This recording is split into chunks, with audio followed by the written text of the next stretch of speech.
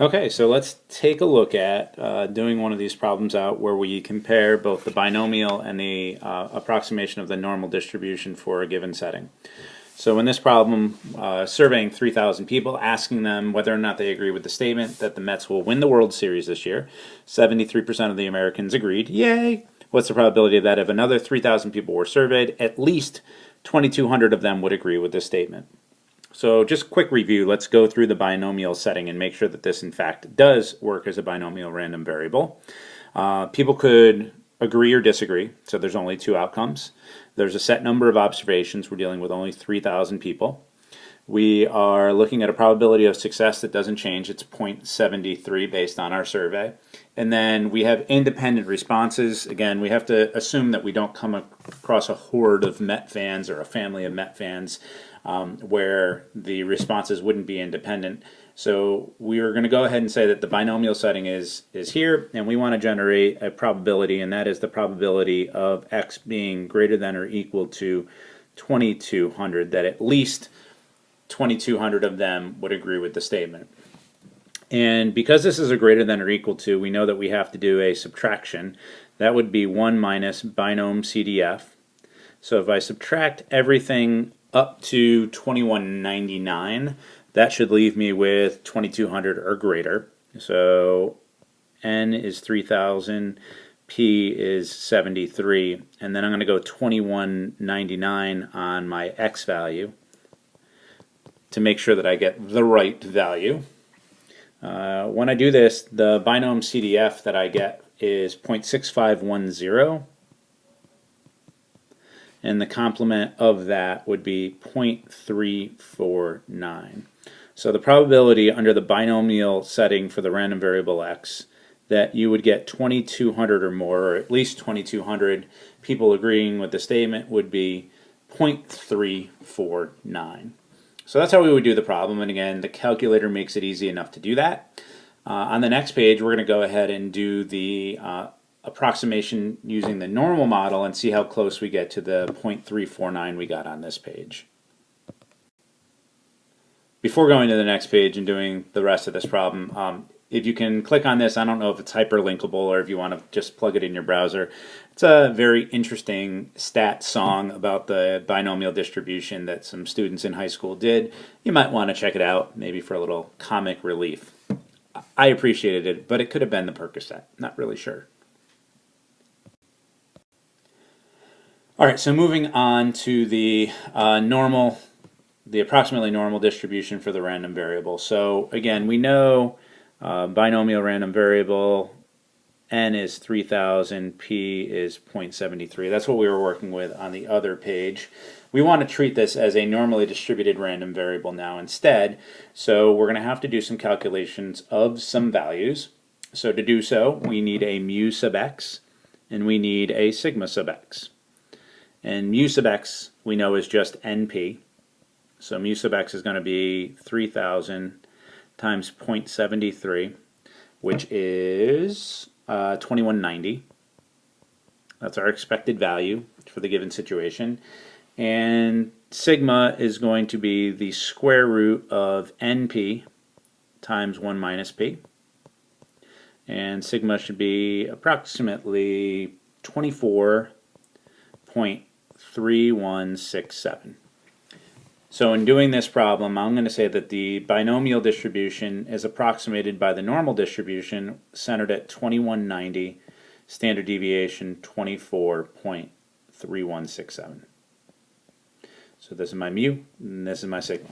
We're going to see how close this comes out to the 0.349 we got on the previous page. So to do this, again, I'm going to generate the same probability statement. What's the probability that the random variable, in this case, normally distributed random variable, takes on a value greater than or equal to 2,200? And this is going to be done using normal CDF. And I'm going to do it using a lower bound of 2,200, an upper bound of 1E99, centered at 2190, sigma 24.3167. So lower bound, upper bound, mu, sigma. And punching that in my calculator, I get that the probability of x being greater than or equal to 2200 under the normal model is approximately 0.3404 versus 0.349, which we got on the previous page. 0.3404 under the normal model is pretty darn close, 34% versus 34.9%. I think we would agree that, in fact, those are decently close to say that that is a very good approximation. I almost want to say that this is similar to using the empirical rule, which is just a roundabout general answer in comparison to using normal CDF like we did earlier in the year. We know that there's a better way to do it, but sometimes we look at it in an alternate way. From a AP curriculum standpoint, you may see a problem that asks you to specifically use the approximation of the normal to generate an approximation for the binomial. You just have to be able to do it, and you have to recognize that you need that mu and that sigma, and you'll be using them as your inputs. What we didn't stop and do at the beginning of this is something that we should have done, which is making sure that our criteria for using the normal approximation was met. So our NP and our n times 1 minus p values had to be greater than or equal to 10. And NP, remember, is just the expected value. That was 2190. So clearly that was greater than or equal to 10. No problem there. The n times 1 minus p is the complement of the 3000. So of the 2190, if you did 3000 minus that, that would give you 810. So 810 would also be greater than or equal to 10. So that means that it is okay to use the normal approximation for the binomial in this case. Just some things that you should know going forward. When p is close to 0.5. So in other words, where you don't have an extreme value, the binomial becomes more and more symmetric.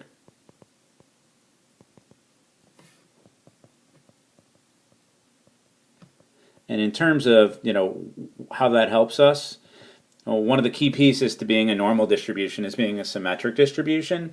So for p-values that are close to 0.5, your binomial is fairly symmetric. It's not going to take large values of n to get you to eclipse that 10 that you need for the approximation.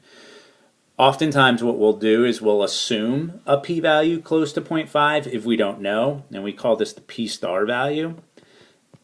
And we'll assume p-star being 0.5 and use that to generate our normal approximation. As that p-value gets more and more extreme in either the upper direction p-values of 0.9, 0.95, or on the low side 0.05, your graph becomes much more skewed and therefore needs larger n values to kind of balance out the skewedness. So just be aware of that. And, again, this is a simple little check that you have to do, but don't forget to do it. It's part of every rubric that I've ever seen for a binomial distribution where you have to check this. And in fact, as we go forward working with proportions, you're going to see that this little check, the NP, n times 1 minus p check, comes up over and over and over again. So get it down now, and as we move forward, you'll have it and you'll be ready to go. All right, so that's the end of Chapter 8. Again, we don't do geometric distribution, so no need to worry about that. You have some homework to do out of the book and then eventually a worksheet to work on to take you up through break.